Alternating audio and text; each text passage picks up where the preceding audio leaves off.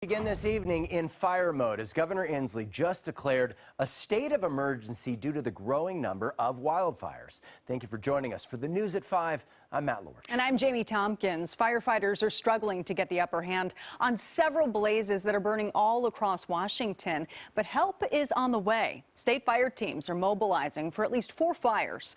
The Batterman Fire burning near East Wenatchee, the Andrus Fire in Spokane, the Asotin Complex Fire, and the Wilma Fire near Clarkston. This means resources from all over will be utilized to help put out those flames. Inslee's state of emergency includes a ban on most burns in hopes of preventing even more fires from starting.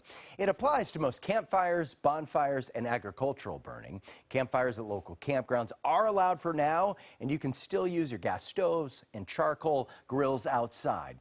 The order will remain in effect through the summer until September 30th. Conditions, though, on both sides of the Cascades are tinder dry right now. Yeah, our state's Department of Natural Resources says they will have more firefighting support from the air than in years past. But the real question is it enough? Q13 Steve Kickens is live in Maple Valley with an update on the state's readiness to battle wildfire season. Steve? Yeah, that's right. The state says hundreds of firefighters, they're ready to go across the state. They've got more aircraft than ever before to fight from above, but it's what's happening down here that makes the difference. Show, for example, the trees across the street here, you see, they're pretty green. Well, that side of the trees, they're really not getting hit by the sunlight all day long, but you go across the street here, take a look. This pasture, hit by sun all day long. The grass is almost totally brown. And if Mark pushes in, you can see the tips of those tree limbs over there, they're turning brown. This side gets baked in sunshine all day long. And now, DNR's Commissioner Hillary Franz worries it's likely we may see more incidents like the Sumner Grade Fire this year.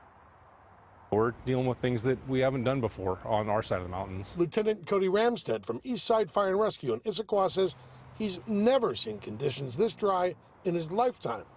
The Evergreen State doesn't look so evergreen anymore.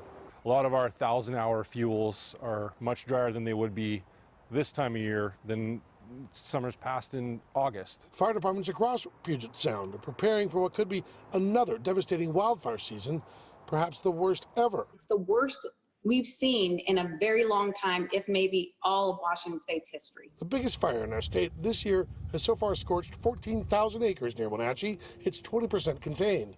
Next year, state dollars will significantly ramp up hiring of more state firefighters. This year, 650 are ready to go to the front lines, plus more aircraft are secured to fight from above. But DNR says a majority of our state is currently in drought conditions. Multiple 100-plus degree days pulled even more moisture out of what's now fuel ready to burn. The Summer Grade Fire near Bonnie Lake last year destroyed acres of trees and burned out homes. State DNR Commissioner Hillary Franz worries that fire was just the start of what's to come. What we experienced in Bonnie Lake was no longer an anomaly, no longer an exception. And I wouldn't be surprised, sadly, that we have a few more of those this year. And my biggest fear is we're going to have a number of those all at the same time.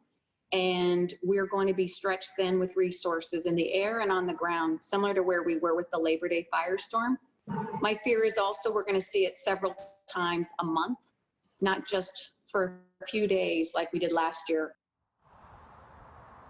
So the commissioner, she's actually urging everyone, you know what, don't light those fires because it just takes a spark and the conditions are just ripe that a wildfire can get running and just become absolutely explosive.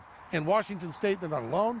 Oregon and California are also in some trouble. We're live in King County tonight. Steve Kickens, Q13 News.